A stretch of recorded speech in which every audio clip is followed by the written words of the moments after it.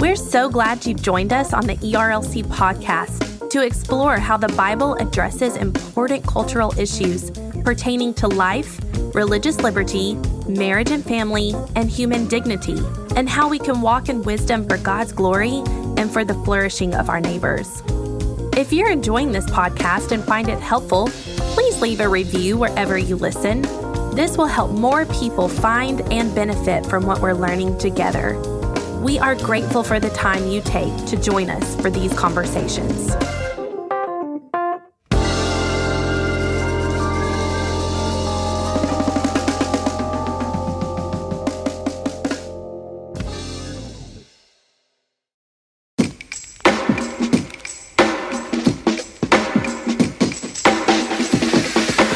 Welcome to the ERLC podcast, where our goal is to help you think biblically about today's cultural issues. I'm Lindsay Nicolet, and on today's episode, we're going to take a break from our series on gender and sexuality to talk about the public policy work of the ERLC.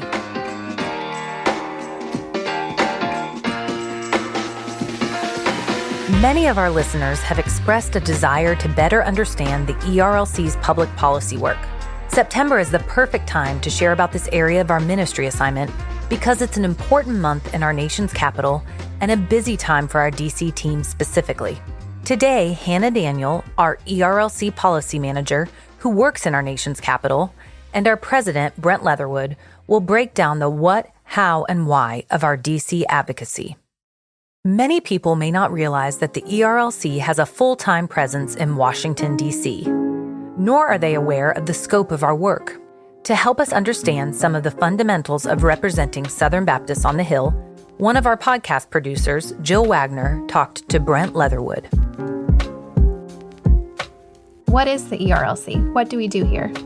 The ERLC is, when we are talking to the man on the street, we tend to describe ourselves as the public policy arm of the Southern Baptist Convention. But what that means on a practical level is we speak both for and from our churches. And I use that purposely because we can only effectively speak in the public square for our churches if we are actually operating and working alongside and serving our churches.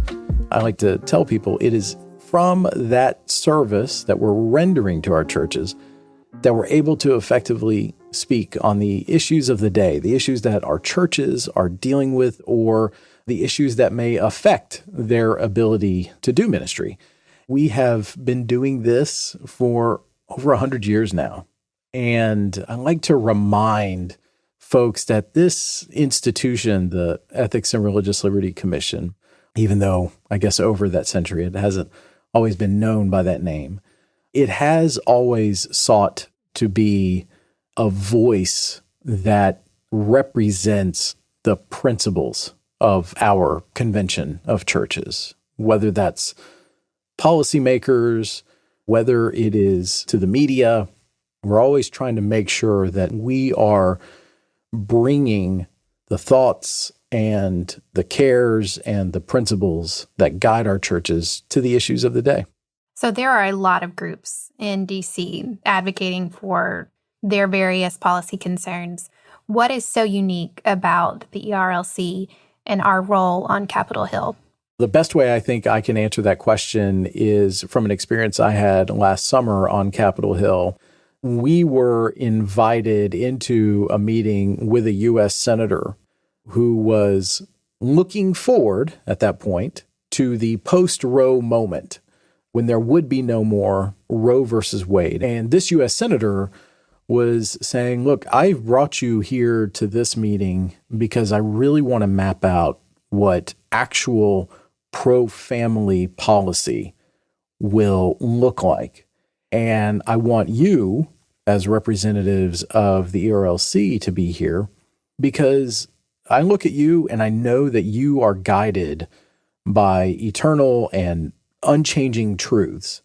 And I can't say that about a number of other organizations that do good work in Washington, but oftentimes they are driven by political items, the political calendar, or maybe even sometimes political expediency.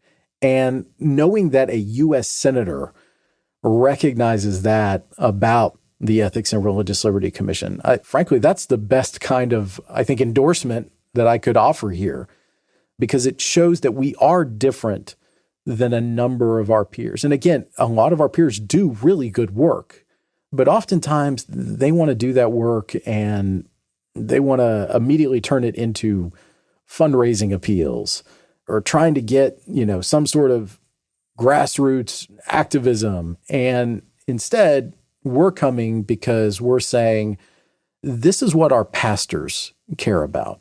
This is what Southern Baptists have said they care about. This is what the Bible has to say about this. And that really resonates with those policymakers because they have a number of activists and lobbyists in their ear at any given time. But when they invite us to the table, they know that they're getting something that has a much longer range view in mind. So just in broad terms, what do we hope to accomplish with our policy work? Well, at a basic level, we want to make this a better world. We live in this time between times. We live in a fallen world that is racked by sin. But, this term gets used a lot, kingdom work. That is, in a sense, what we're doing because we are trying to point policymakers towards a better world. And that kingdom that we learn about in Scripture actually has principles that can be enacted now. And so I would say that that's what we're driving for. It's a hope-filled kind of work, but knowing that at the end of the day, for eternal flourishing, one needs to have a personal relationship with Jesus Christ. And I think that also, it's important to point that out because at the end of the day, in a conversation with a member of Congress or a staff member for a senator or some other representative from the committees on Capitol Hill, we may not get policy X, Y, or Z, but you never know how those conversations are allowing you to plant gospel seeds in that person's life. And so that really underlies the work that we do, whether it's at the federal, the state, or the local level. Are we always being attuned to how the Lord might be opening an avenue to spread the gospel? And I never want to diminish that or forget that, because I do think in many respects, the work that we do on Capitol Hill or in the policy arena is in many ways akin to missional work. We are missionaries in the public square. And so I think that's an important aspect for the work that we do here at the ERLC. September is an important time in our government because the end of the month marks the deadline for some important legislation called appropriation bills. You might hear about this work each year in terms of avoiding a government shutdown, and the ERLC plays an important advocacy role in this legislative process. Here's Hannah Daniel to explain appropriations and why these bills matter. So appropriations are the mechanism by which we fund the government. And so government funding runs out on September 30th. And at that point, Congress has to pass 12 appropriations bills that fund different parts of the government. And so this is how our taxpayer dollars are spent. This is how all of the government agencies are funded, government programs are funded, is through what we call appropriations. So you can kind of think of this as government spending.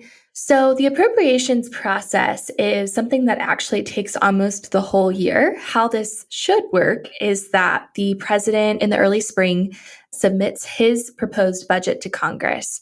From there, the House and the Senate would begin drafting each of these 12 appropriations bills that fund the different parts of the government.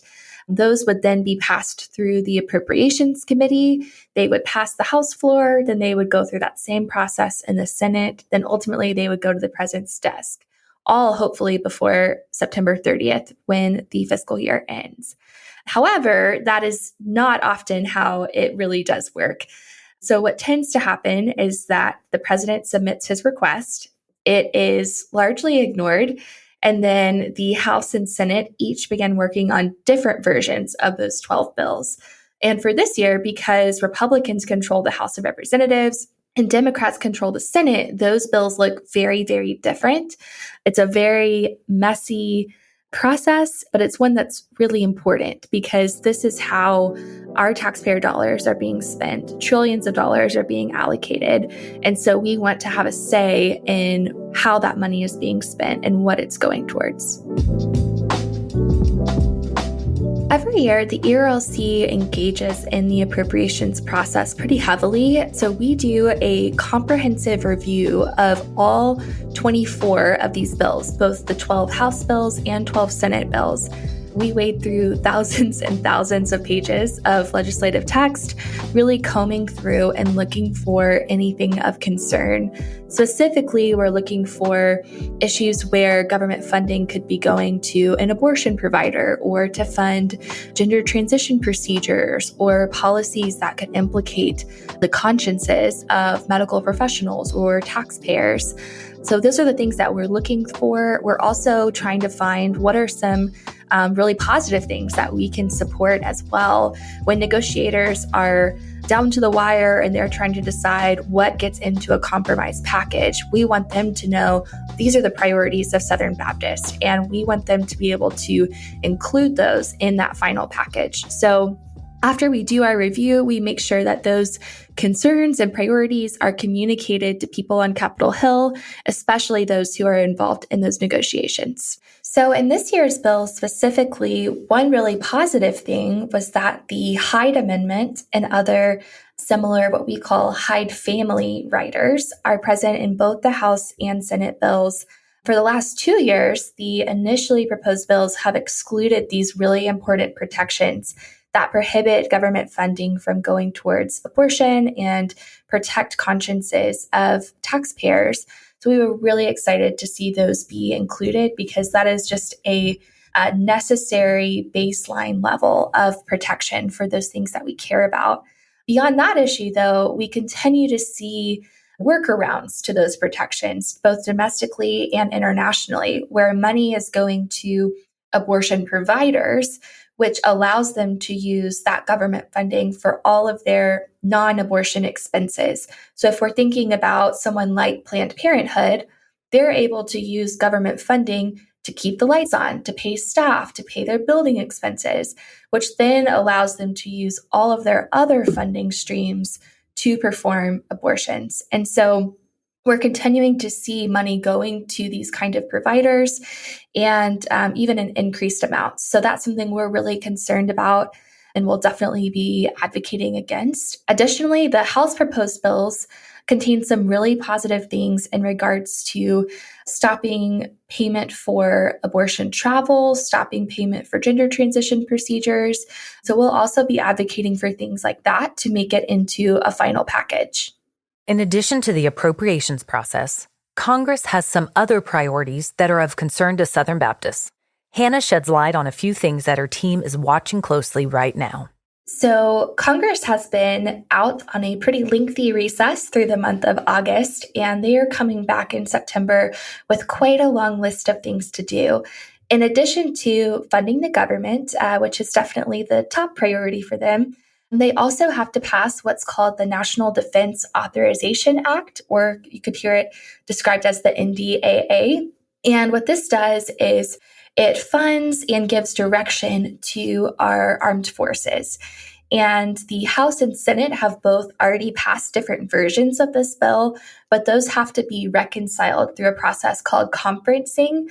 This is where selected negotiators from each chamber and party come together and reconcile the differences between the two bills.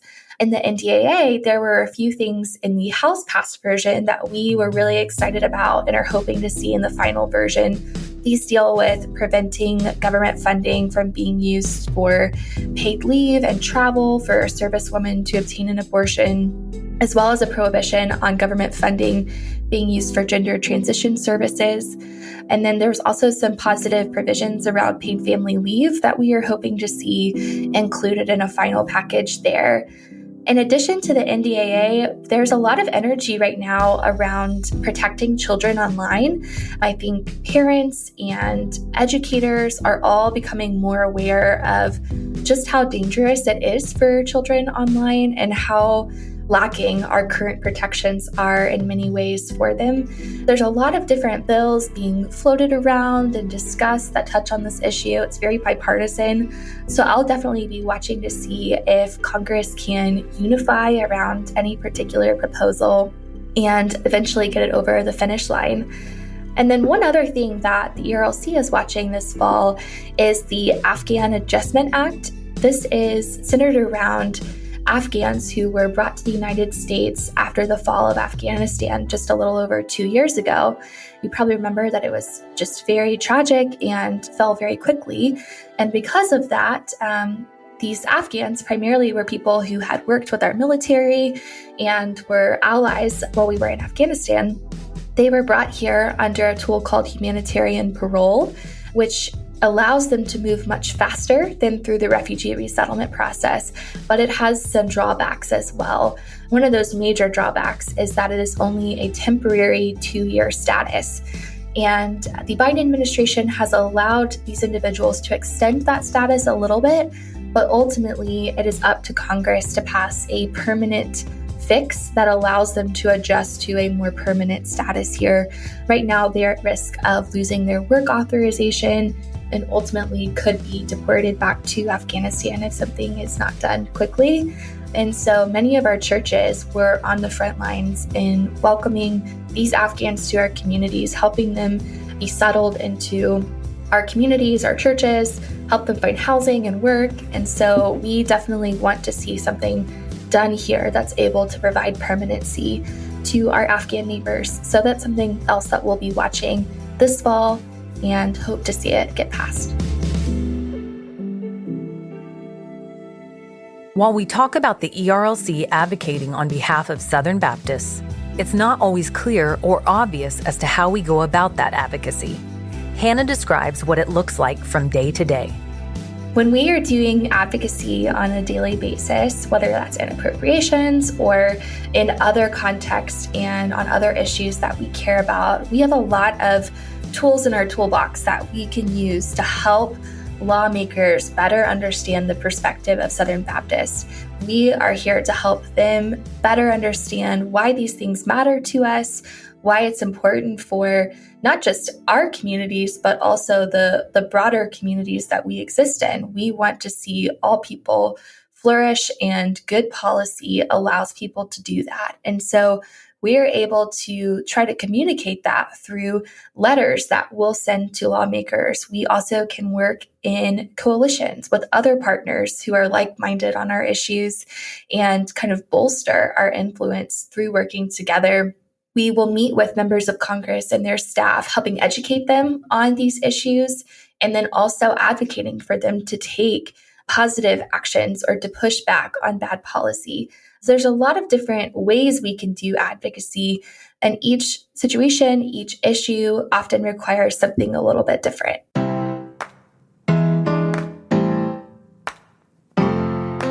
Jeremiah 29:7 says to the exiled Israelites, "But seek the welfare of the city where I've sent you into exile, and pray to the Lord on its behalf, for in its welfare you will find your welfare." This verse sheds light on our public policy work at the ERLC. The pace in DC can be a grind, and the work we do can be taxing, and it can take years to see meaningful progress. So why do we persevere? As Southern Baptists, we really do care about these issues of life and religious liberty, marriage, family, human dignity, really seeing the flourishing of all of our neighbors, and that even is reflected in appropriations. As a nation, our spending reflects what we care about, and we want to see our spending as a nation, our taxpayer dollars, being used in a way that promotes good things, that protects life and religious liberty and helps our neighbors to flourish. And so we have to engage in this process in order to make it one that promotes those kinds of things. And we can't just sit on the sidelines and then say, oh, I wish that our dollars were being spent differently. We have to engage in order to see lives be protected, to hold on to those important religious liberty protections, and to push back against bad policies. Although this is the task the messengers of the Southern Baptist Convention have given to the ERLC, we can't do this work alone. Our convention is founded on cooperation, and we need you and our churches to partner with us. Here are a few ideas about how you can join us. I think the first and foremost way is through prayer. I know that we in our DC office here covet your prayers as we meet with lawmakers and work with partners. We pray constantly that the Lord would give us favor in our meetings and that we would be able to use influence wisely and in a way that serves the church. And so we just would love your prayers for us as well as for our lawmakers who are really having to deal with so many complicated issues. They have a lot on their plates.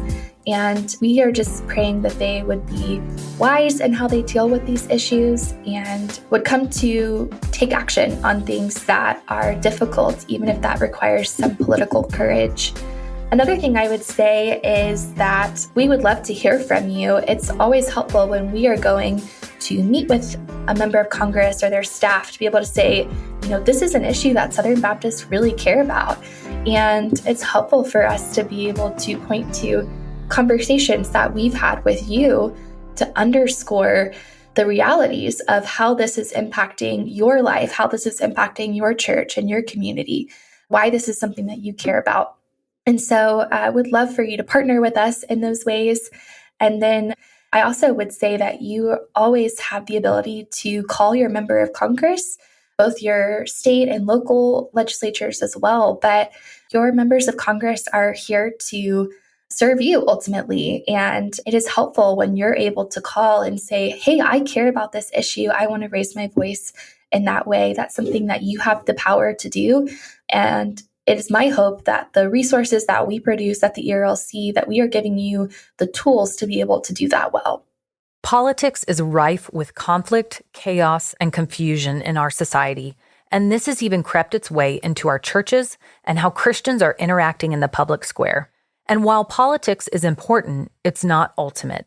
Here's Brent with a needed reminder about the mission of the ERLC and an encouragement to our listeners. I think it is easy to look at the ministry assignment of the ERLC and any number of initiatives that we have done throughout our history. So everything from the beginning with the temperance movement, the work that was done under Dr. Valentine and Dr. Land and Dr. Russell Moore. And I think it's easy to get caught up in looking at us and the work we do as political in nature. I would say, don't get wrapped up in that. Be informed about it, which I hope we are able to do effectively, which is keep our Southern Baptist brothers and sisters informed and appropriately engaged so that if there really is something that is urgent, they will know that. But the reason that I don't want them to get wrapped up in it is because that just becomes idolatry by another name. And it's a roundabout way of saying, keep Scripture first. Keep your relationship with the Lord first and foremost in your life. Because I think when you keep these things properly ordered, it actually helps you to be a more effective leader in your congregation, leader in your community. My predecessor used to say, I'm an American best when I'm a Christian first. And I think that's absolutely accurate.